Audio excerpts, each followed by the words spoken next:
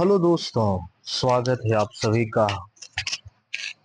आज हम new NCERT class 7 chapter 4 नवा आरंभ नगर एवं राज्य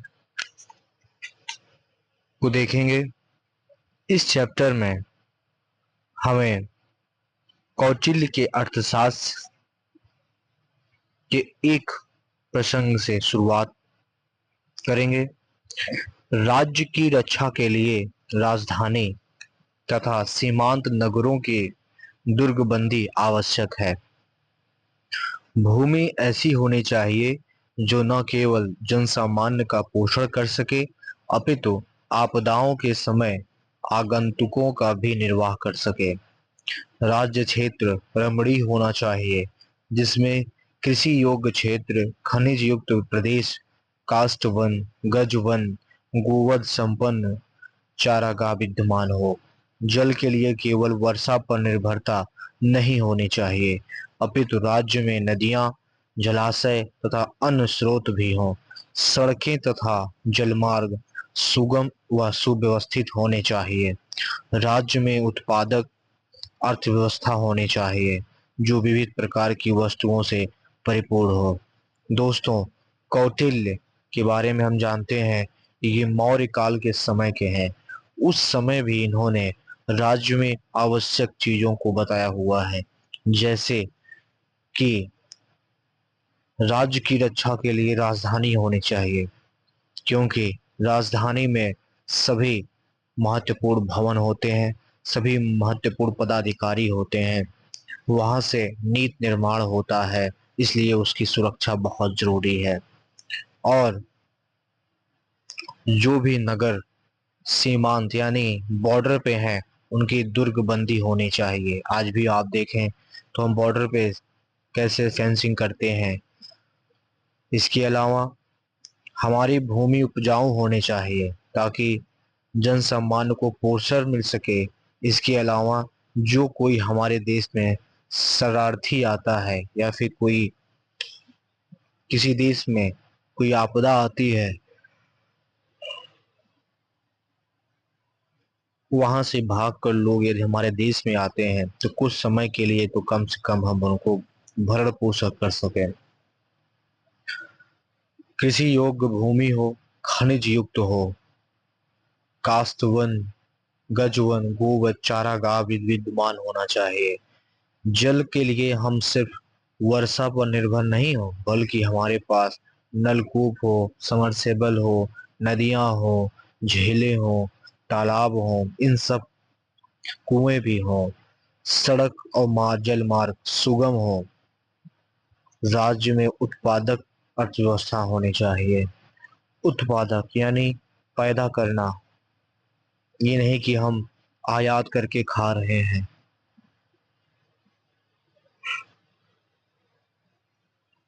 मगध महाजनपद की राजधानी राजगृह। दोस्तों याद रखिए कि मगध महाजनपद की राजधानी क्या थी? राजगृह थी। आधुनिक राजगीर बिहार में एक प्रमुख संरचना के अवशेष। भारत में द्वितीय नगरीकरण से क्या अभिप्राय है? हमें इस चैप्टर में 3 महत्वपूर्ण सवालों के जवाब मिलेंगे। जैसा कि हम पहले ही पढ़ चुके हैं, प्रथम नगरीकरण। प्रथम नगरीकरण क्या है? सिंधु घाटी सभ्यता जो 2600 से 2900 बीसीई तक अपने चरम अवस्था में रहा, वो भारतीय उपमहाद्वीप में प्रथम नगरीकरण का उदाहरण है। फिर द्वितीय नगरीकरण कैसे हुआ और उसका अभिप्राय क्या है? जनपदों और महाजनपदों का भारत के प्रारंभिक इतिहास में क्या महत्व है? हम देखेंगे कि कैसे जनपद में और जनपद महाजनपद में परिवर्तित हुए और उनका भारतीय महाद्वीप उपमहाद्वीप में प्रारंभिक इतिहास में क्या महत्व है। इन जनपदों महाजनपदों ने किस प्रकार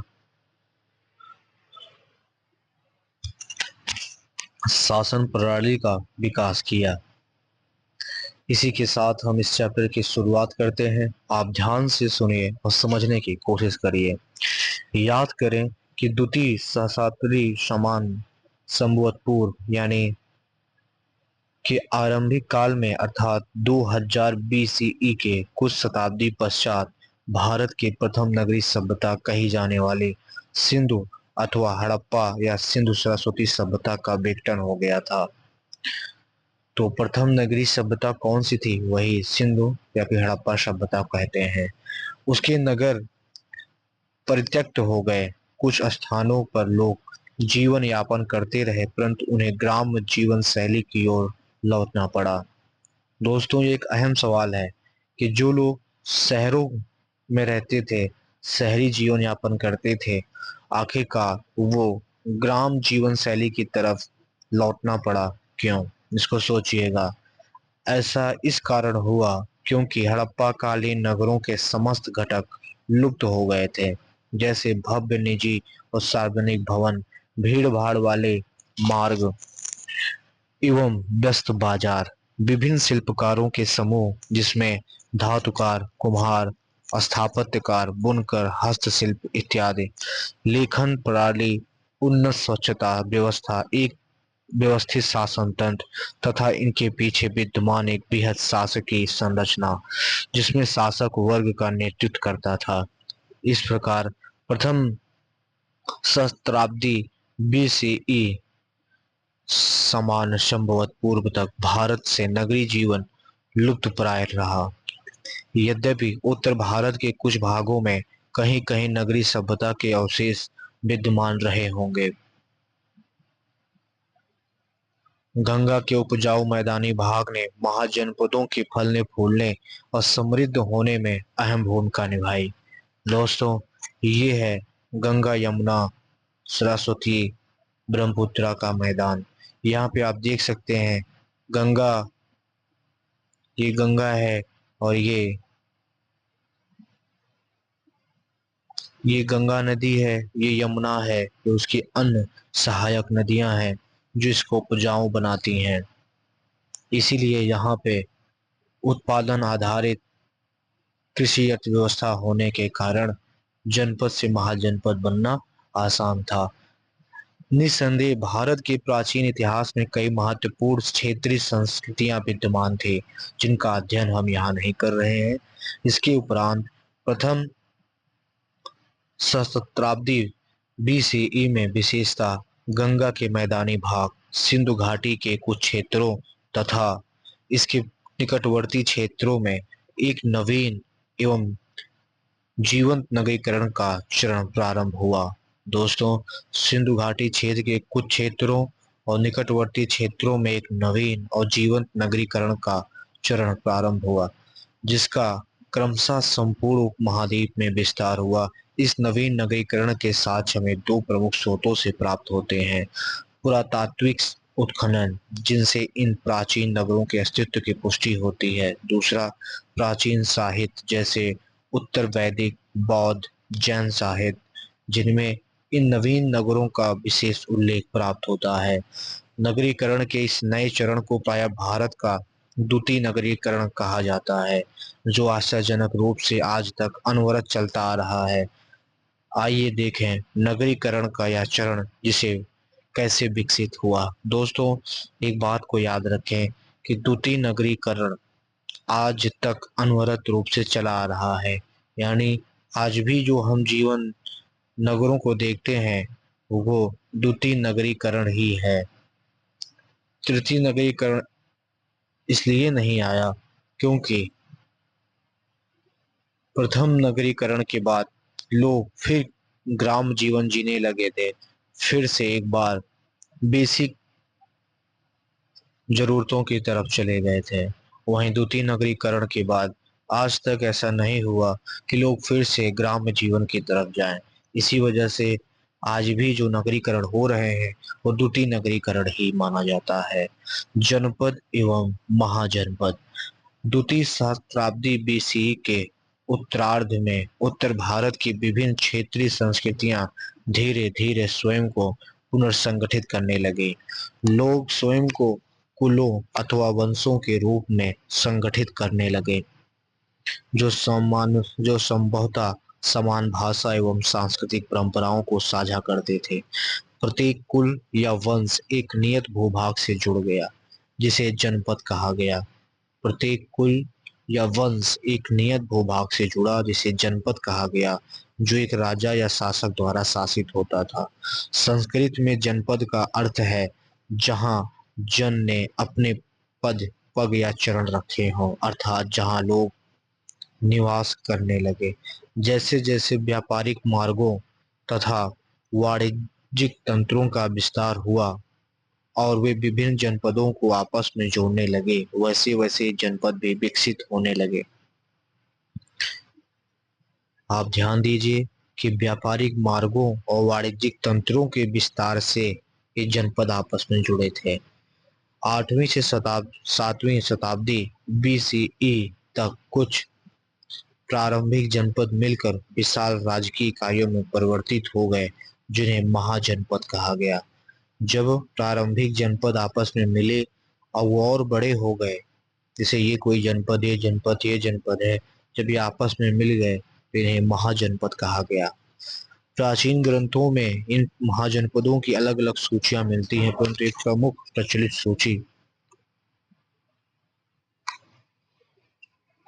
सूची के रूप में 16 महाजनपदों के नाम प्राप्त होते हैं। कितने महाजनपद हैं? 16 महाजनपद।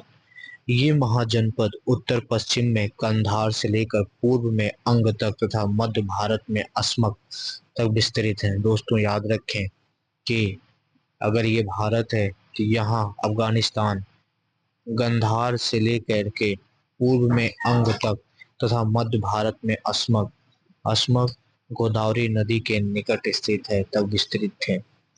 असमक ही वो महाजनपद था जो सबसे दक्षिण में स्थित था। संभवतः इसके अतिरिक्त अन्य महाजनपद एवं छोटे छोटे स्वतंत्र जनपद भी रहे होंगे। ध्यान दीजिए कि अधिकांश महाजनपद गंगा के मैदानी भाग में केंद्रित थे। इसके अनेक कारण हो सकते हैं, जैसे गंगा के उर्वर मैदान जिसके कारण कृषि कार्यों का विकास संभव हुआ, समीपवर्ती पहाड़ियों में लौह की उपलब्धता जिसका आगे लौह शीर्षक में वर्णन, नवीन वाणिज्यिक पथों का विकास और विस्तार। तो आप दोस्तों ध्यान दीजिए कि महाजनपद ज्यादातर गंगा के मैदान में बने, कारण कृषि के लिए उपजाऊ मिट्टी, दूसरा लौह की उपलब्धता, तीसरा नवीन वाणिज्यिक पथों का विकास। मानचित्र पारिखा या फिर खाई, किले या किलेबंदी शहर के चारों ओर एक गहरा तथा चौड़ा गड्ढा जिसमें पानी भरा होता था। अगर मान लीजिए कोई राज्य है, इसके चारों तरफ बाउंड्री बनी है, तो यहाँ पे और इसके बीच में एक खाई बना दी जाती थी और इस खाई में पानी हुआ करता था, जिससे इस राज्य पर अटैक करना कठिन हो जाए। महाजनपदों की राजधानी को दर्शाया गया है। इनमें से अधिकांश नगर विशाल और सुदृढ़ प्राचीरों किलों से युक्त हैं, जिनके बाहर सुरक्षा हेतु एक गहरी पारिखा यानी खाई बनाई गई थी। यही जो हमने बताया। प्रायः दुर्ग के प्राचीरों के प्रवेश द्वार जानबूझकर सकरे बनाए जाते थे। प्रवेश द्वार क्या होते थे? सकरे होते थे, जिससे नगर में प्रवेश और निकास करने वाले जनों एवं वस्तुओं का प्रहरी द्वारा नियंत्रण किया जा सके। विचारणीय तथ्य यह है कि प्राचीन राजधानियां आज भी नगरों के रूप में विद्यमान है। ये आधुनिक नगर वस्तुतः 2500 वर्ष प्राचीन है। प्रारंभिक लोकतांत्रिक परंपराएं, प्रत्येक जनपद में एक सभा या परिषद होती थी जिसे सभा या समिति कहा जाता था। इस परिषद में कुल से संबंधित विषयों पर विचार विमर्श होता था। स्मरण कीजिए, भारत की सांस्कृतिक जड़ें नामक अध्याय में बताया गया कि शब्द सभा और समिति सर्वप्रथम वेदों में मिलते हैं, जो भारत के प्राचीनतम ग्रंथ हैं। संभावना है कि इन सभाओं के अधिकांश सदस्य कुल के वरिष्ठतम जन होते थे। राजा से अपेक्षा नहीं की जाती थी वह स्वेच्छाचारी शासन करे। एक सदाचारी राजा वह माना जाता था जो मंत्रियों, प्रशासकों, सभा समिति से परामर्श लेकर निर्णय ले। कुछ ग्रंथों के अनुसार यदि कोई राजा अयोग्य होता है तो सभा द्वारा उसे पदच्युत किया जा सकता था, यानी हटाया जा सकता था।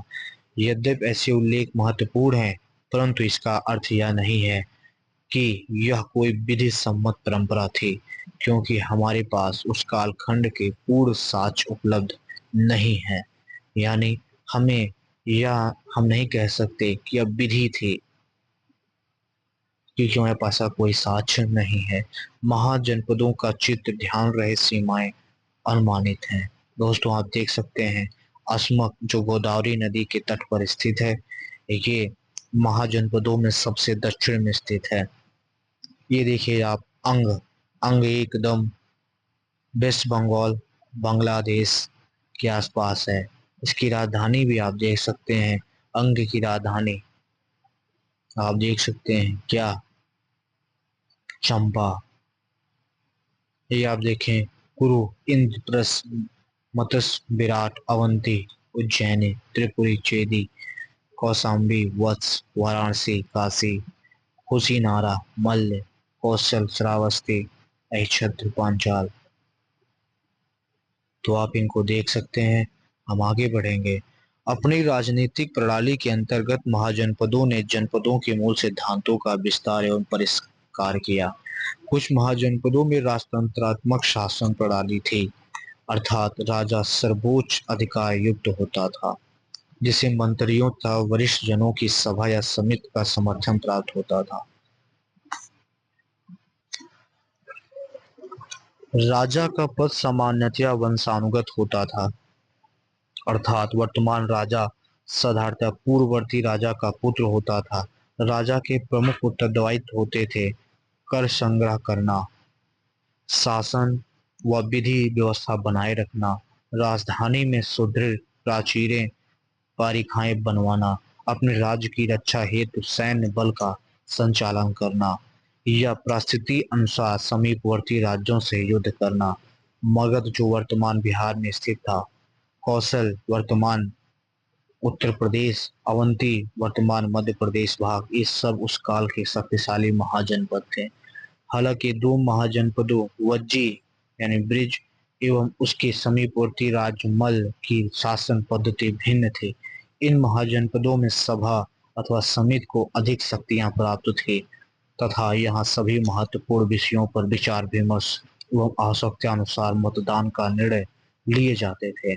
आश्चर्य की बात यह है कि इन महाजनपदों में राजा का चयन भी सभा अथवा समिति द्वारा किया जाता था। इसका तात्पर्य यह है कि ये महाजनपद राजतंत्र नहीं थे। कौन कौन से? एक वज्जी, दूसरा मल्ल, वह बल्कि गढ़ अथवा संघ के रूप में कार्य करते थे। इनकी शासन प्रणाली को गणतांत्रिक प्रणाली कहा जा सकता था, क्योंकि इनमें सभा के सदस्य ही राजा का चयन करते थे तथा प्रमुख निर्णयों का निर्धारण करते थे। वास्तव में विद्वानों ने इन महाजनपदों वज्जी और मल्ल को प्रायः प्रारंभिक गणराज्य कहा है। क्या कहा है? प्रारंभिक गणराज्य। प्रारंभिक गणराज्य कहाँ पे था? तो हम उत्तर देंगे वज्जी और मल्ल महाजनपद में, क्योंकि ये विश्व के सर्वप्रथम लोकतांत्रिक प्रणालियों में से एक थे।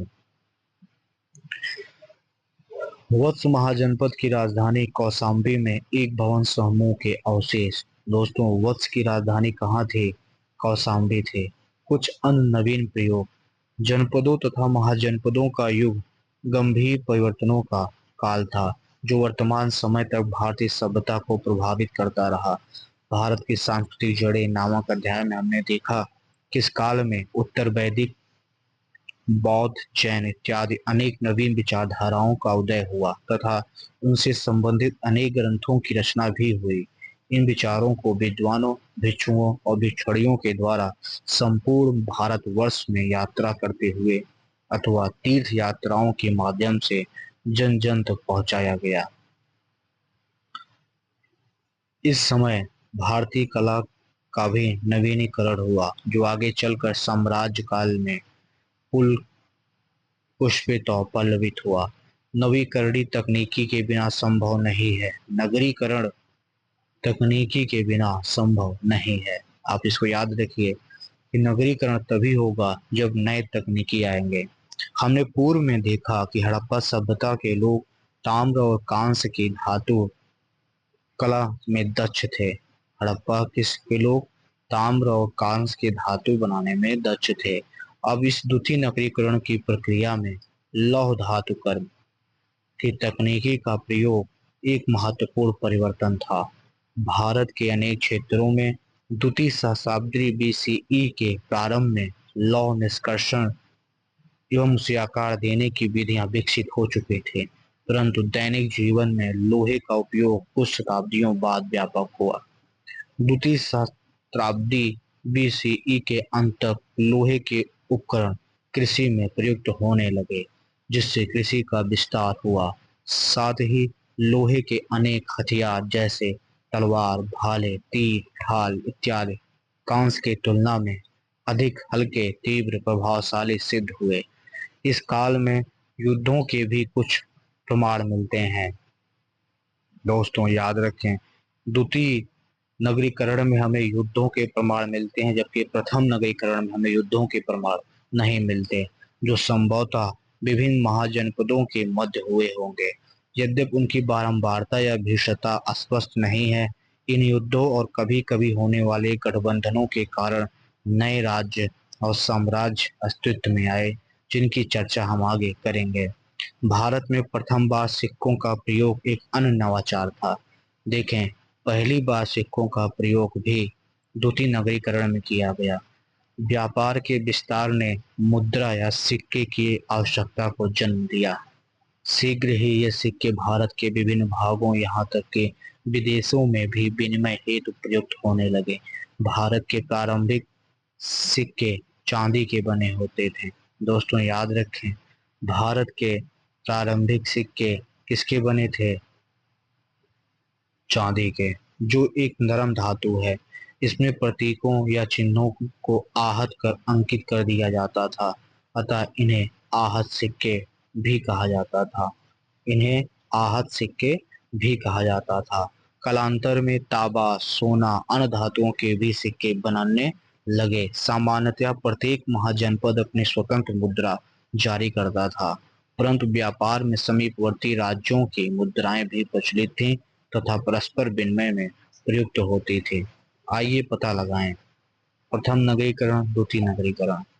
प्रथम नगरीकरण, गंगा का मैदान पूरी तरीके से तो नहीं था, गंगा का मैदान था। बौद्ध मठ नहीं था साहित्य नहीं था, है। व्यापार इसमें भी था, इसमें भी था। युद्ध कला इसमें नहीं, इसमें था। ताम्र या कांस्य इसमें था, ताम्र कांस्य इसमें भी आ जाएगा। लोहा इसमें नहीं था, इसमें था। वर्ण जाति व्यवस्था, अब हम देख रहे हैं सामाजिक इतिहास कैसे परिवर्तित हो रहा था। हमने पहले देखा कि कैसे सभ्यता के उदय के साथ साथ मानव समाज और अधिक जटिल होता गया। जब कभी भी ऐसा होता है, समाज स्वयं को विभिन्न समूहों में संगठित कर लेता है। दोस्तों, यहाँ पे समाज में क्या परिवर्तन हो रहा था, हम उसको समझेंगे। मानव समाज और अधिक जटिल होता गया। जब कभी भी ऐसा होता है, समाज स्वयं को विभिन्न समूहों में संगठित कर लेता है। जब भी समृद्धि आती है, तो समाज कई वर्गों में बंटने लगता है, जैसे वर्ग, व्यवसाय या अन्य किसी आधार पर। उदाहरण के लिए शासन, प्रशासन, धर्म, शिक्षा, व्यापार, नगर नियोजन, कृषि, शिल्प, कला इत्यादि से संबंधित अनेक प्रकार के कार्य के लिए अलग अलग समूह हो सकते थे। यहाँ पे हमें सांची स्तूप का एक पैनल जिसमें लौह धातु कार्यशाला दर्शाई गई है। इसमें श्रमिकों को जलावन की लकड़ी एवं जल लेकर आते आग जलाते लौह पीटते हुए दिखाया गया है। इस सांची के स्तूप का एक पैनल पे दिखाया गया है। इसके बाद हम देखते हैं कि उत्तर भारत के विभिन्न प्राचीन नगरों में कुछ आहत सिक्के मिले हैं। आहत सिक्के चांदी के सिक्के होते थे। आइए पता लगाएं। एक विकसित समाज अपने आप को विभिन्न समूहों में क्यों विभाजित करता है, ऐसा क्यों होता है, इसके संभावित कारणों पर विचार कीजिए। दोस्तों, मुझे जहां तक लगता है कि जब समाज विकसित होने लगता है, विकसित कैसे होता है? अर्थ से। आर्थिक बदलाव आएगा, आर्थिक बदलाव के आते ही सामाजिक परिवर्तन आएगा, सामाजिक आएगा, सांस्कृतिक भी आएंगे और राजनीतिक परिवर्तन भी आएगा। ये कुछ नियम हैं सामाजिक परिवर्तन के। इस तरह से हम देखते हैं कि जब समाज विकसित होगा तो उसमें एक वर्ग होगा जिसके पास धन अधिक आएगा, एक वर्ग होगा जो शासन में होगा, एक वर्ग होगा जो प्रशासन में होगा। तो इनको कुछ विशेषाधिकार मिलने लगता है, इससे एक अलग अलग वर्ग समूह बनने लगता है। कई बार जो जिस पेशे में होता है वो पेशे के लोग एक संगठन बना लेते हैं, एक साथ रहने लगते हैं, एक अपने को एक संघ की तरह मानने लगते हैं। इसका भी एक कारण हो सकता है। बाकी आप बताइए, आप प्रथम शताब्दी बीसीई के एक विकसित समाज में ऐसे और कौन से व्यवसाय की कल्पना कर सकते हैं? ऐसे समय में शिल्प, बुनकर, बढ़ई बनाने वाले, यात्रा के लिए बर्तन बनाने वाले, तमाम प्रकार के हो सकते हैं। आप बताइएगा। एक आदर्श समाज में ये सभी समूह एक दूसरे के पूरक होते हैं तथा समरसता से कार्य करते हैं, परंतु अधिकांशतः ये विभाजन असमानताओं को भी जन्म देता है। यहाँ बताया जा रहा है कि एक आदर्श समाज, ये सभी एक दूसरे के पूरक होते हैं, समरसता से कार्य करते हैं, परंतु ये असमानता को भी जन्म देते हैं। जैसे कुछ समूह दूसरों की तुलना में अधिक संपत्ति, शक्ति, प्रभाव प्राप्त कर लेते हैं। दूसरे शब्दों में कहें तो समानता एक ऐसा आदर्श है जिसकी प्रायः मानव ने कल्पना की है, परंतु शायद ही कोई समाज इसे पूरी तरह प्राप्त कर सकता है। भारतीय समाज दो प्रकार की व्यवस्थाओं में संगठित था। पहला वर्ग था जाति। जाति एक ऐसा समुदाय या समूह था जिसके सदस्य किसी विशेष पेशे या जीविका से जुड़े होते थे। दोस्तों, आज जो आप जाति व्यवस्था को देख रहे हो, उसकी शुरुआत किसी पेशे या जीविका से जुड़े हुए थे, जैसे कृषि, धातु कर्म, वाणिज्य, किसी हस्तकला में दक्षता। यह कौशल पीढ़ी दर पीढ़ी हस्तांतरित होता था। प्राय एक जाति के भीतर भी उपजातियां होती थीं, जिनके अपने रीत रिवाज, विवाह के नियम, धार्मिक अनुष्ठान, भोजन की परंपराएं अलग अलग होती थीं। दूसरी श्रेणी थी वर्ण, जो वैदिक ग्रंथों से उद्भूत एक अवधारणा थी। किससे थी? वैदिक ग्रंथों से। दोस्तों, हमारे जो वैदिक ग्रंथ हैं, वेद हैं, उसमें वर्ण की चर्चा की गई है, न कि जाति के। वर्ण चार प्रकार के माने जा गए हैं। ब्राह्मण, जो ज्ञान को सुरक्षित रखने, उसका प्रचार प्रसार करने और यज्ञ आदि धार्मिक कृत्य करने में लगे रहते थे। दूसरा क्षत्रिय, जिनका कार्य समाज और देश की रक्षा करना, आवश्यकता पड़ने पर युद्ध करना था। वैश्य, जिनका कार्य समाज की समृद्धि बढ़ाना था, जैसे व्यापार, व्यवसाय या कृषि। चौथा है शूद्र, जो शिल्प कला, निर्माण, सेवा, अन्य कार्यों में लगे रहते थे। आपने अंग्रेजी शब्द कास्ट सुना होगा। यह शब्द पुर्तगाली शब्द कास्टा से आया है। कास्ट शब्द कास्टा से आया है। 16वीं शताब्दी में जब पुर्तगाली यात्री भारत आए तो उन्होंने भारत की सामाजिक संरचना को समझने के लिए इस शब्द का प्रयोग किया। कुछ विद्वान कास्ट का प्रयोग वर्ण के संदर्भ में करते हैं, जबकि अधिकांश इसे जातियों के लिए उपयुक्त मानते हैं। कुछ दूसरे विद्वान कास्ट शब्द का प्रयोग संपूर्ण वर्ण जाति व्यवस्था को इंगित करने के लिए करते हैं। तो अगर आपसे कोई पूछे कास्ट शब्द कहाँ से आया, तो पुर्तगाली भाषा है। ग्रंथों और अभिलेखों से मिले ऐतिहासिक प्रमाणों से ज्ञात होता है कि प्रारंभिक काल में व्यक्ति और समुदाय अपनी परिस्थितियों के अनुसार अपने व्यवसाय को बदल लेते थे। दोस्तों, कहने की आशय ये है कि ग्रंथों से हमें ये जानकारी मिलती है कि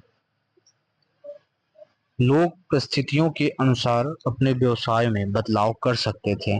उदाहरण के लिए, लंबे समय तक बड़े अकाल या प्राकृतिक आपदा के कारण कृषि समुदाय को अपने क्षेत्र से नगर की ओर पलायन करना पड़ता था और उन्हें अन्य व्यवसाय अपनाने पड़ते थे।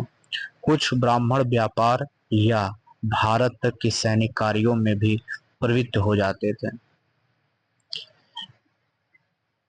यह जटिल प्रणाली भारतीय समाज की संरचना में सहायक रही। दोस्तों, आज जो भारतीय समाज इतना जटिल हो गया है, ये भी उसमें सहायक रही, जो समाज की गतिविधियों, विशेषतः आर्थिक गतिविधियों को संगठित करने में उपयोगी रही और इसने समाज को कुछ हद तक स्थिरता प्रदान की। किंतु समय के साथ यह प्रणाली कठोर होती चली गई, जिससे निम्न जातियां या उन समुदायों के प्रति असमानता और भेदभाव बढ़ा जो वर्ण जाति व्यवस्था से बाहर माने गए। इस प्रक्रिया का अध्ययन आगे की कक्षा में किया जाएगा। वर्ण जाति व्यवस्था ने भारतीय समाज पर गहरा प्रभाव डाला है। पीढ़ियों से अनेक विद्वानों ने इसके असंख्य पहलुओं का अध्ययन किया है। यह आम सहमति है कि प्राचीन काल में यह व्यवस्था अपेक्षाकृत भिन्न थी, विशेष रूप से अधिक लचीली थे, लेकिन समय के साथ विशेषतः ब्रिटिश शासन काल में यह अत्यधिक कठोर हो गई। यह भी ध्यान रखना चाहिए कि वर्ण जाति व्यवस्था भारतीय समाज में कार्यरत एक प्रमुख व्यवस्था रही है, परंतु वर्ण जाति व्यवस्था परंतु यह एकमात्र सामाजिक व्यवस्था नहीं रही।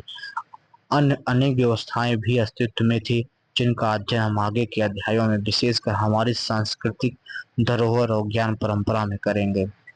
समाज में असमानताएं अनेक रूप में पाई जाती हैं। क्या आपने कभी ऐसी कोई घटना देखी है या अनुभव की है जब आपको या आपके किसी परिचित को दूसरों से भिन्न समझा गया हो? क्या आप मानते हैं कि समाज में समानता आवश्यक है? यदि हाँ, तो क्यों? क्या आपने किसी ऐसे व्यक्ति या किसी ऐसे पहल को देखा है जिनके द्वारा समाज में असमानता को कम करने का प्रयास किया गया हो?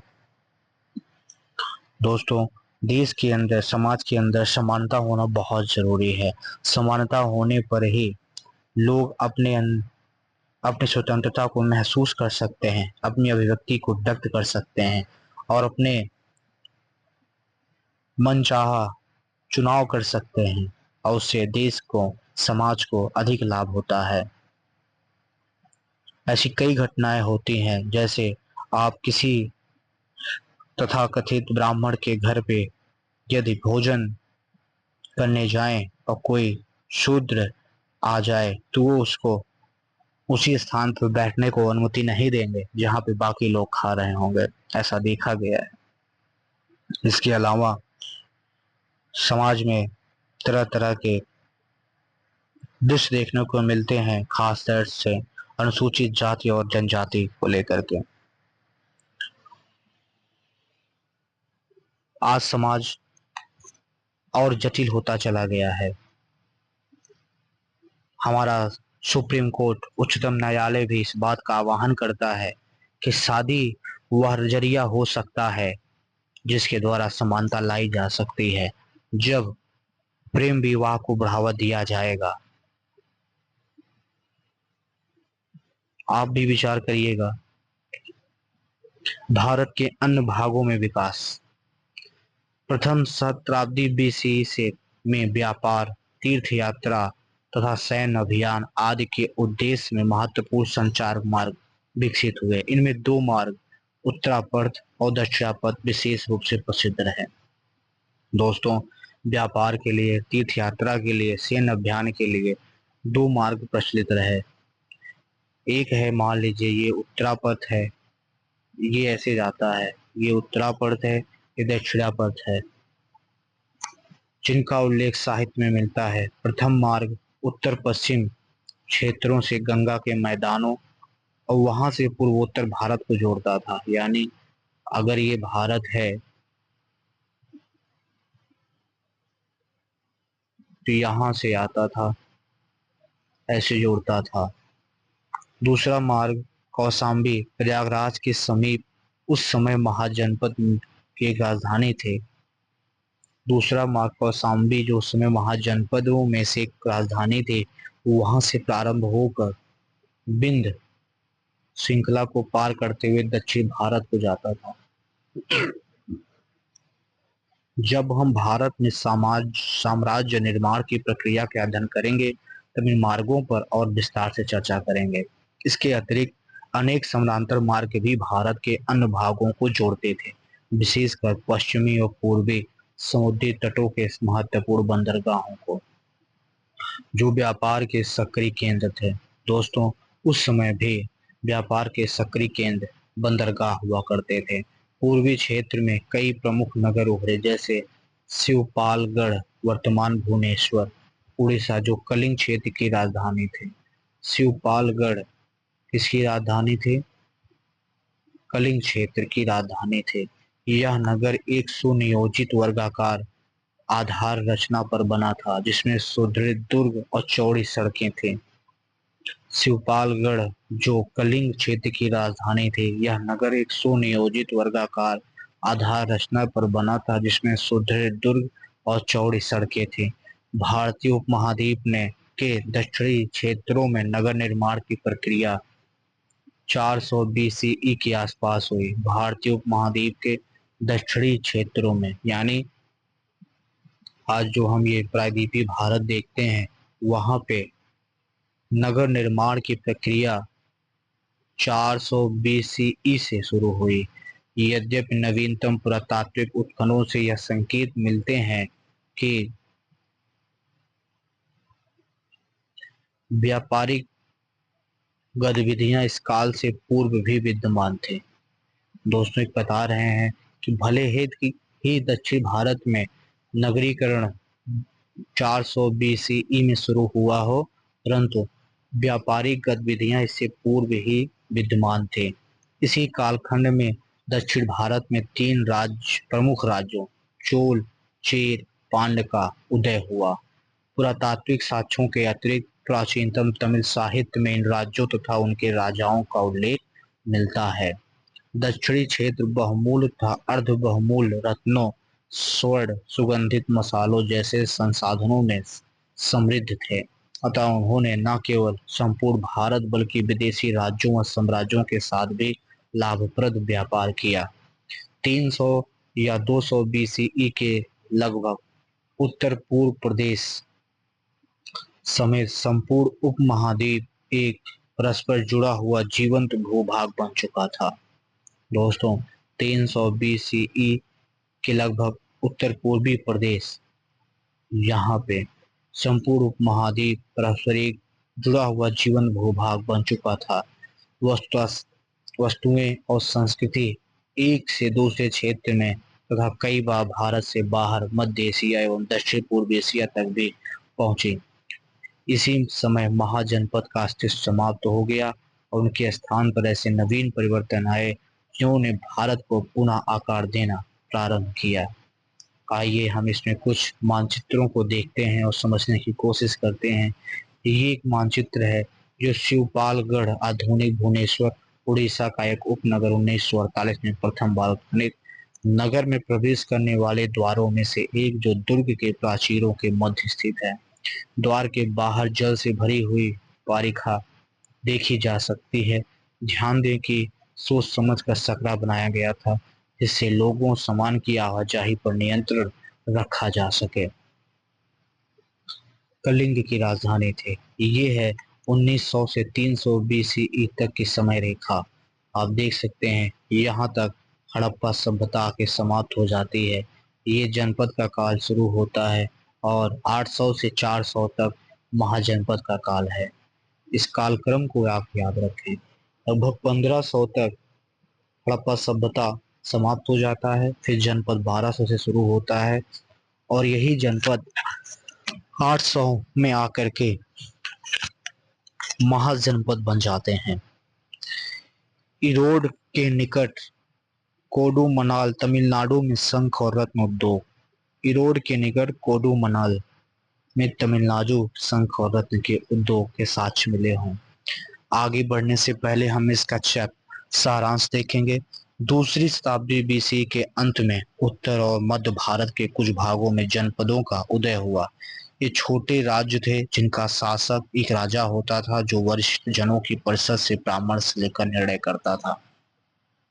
प्रथम शताब्दी बीसीई में 16 महाजनपद प्रथम संगठित राज्य के रूप में स्थापित हुए।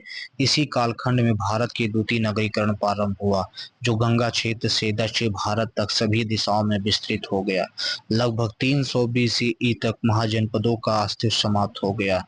इसी अवधि में उत्तर दक्षिण पूर्व पश्चिम तथा संपूर्ण महाद्वीप को जोड़ने वाला एक विशाल सड़क मार्ग बना। इन मार्गों के माध्यम से लोगों, वस्तुओं, विचारों और शिक्षाओं का आदान प्रदान हुआ। अब आइए हम कुछ प्रश्न देखते हैं और समझने की कोशिश करते हैं कि इसका उत्तर क्या हो सकता है। आप भी सोचिएगा। अध्याय के आरंभ में दिए गए उद्धरण पर विचार करें, समूह में चर्चा करें, अपने निरीक्षणों निष्कर्षों की तुलना करें कि कौटिल्य ने एक राज्य के लिए क्या अनुशंसा की थी और यह आज की परिस्थिति से भिन्न है। पाठ के अनुसार प्रारंभिक वैदिक समाज में शासकों का चयन कैसे किया जाता था। दो नियम थे, एक था गढ़ जिसमें वज्जी और मल्ल था, एक था कि राजा का पुत्र ही राजा बनने लगा था, जो सभा और समिति का परामर्श होता था। लेकिन सभा और समिति की शक्तियां सीमित थी। सभा और समिति का नाम हमको वेदों से मिलता है। कल्पना कीजिए कि आप प्राचीन भारत के इतिहास का अध्ययन करने वाले एक इतिहासकार हैं।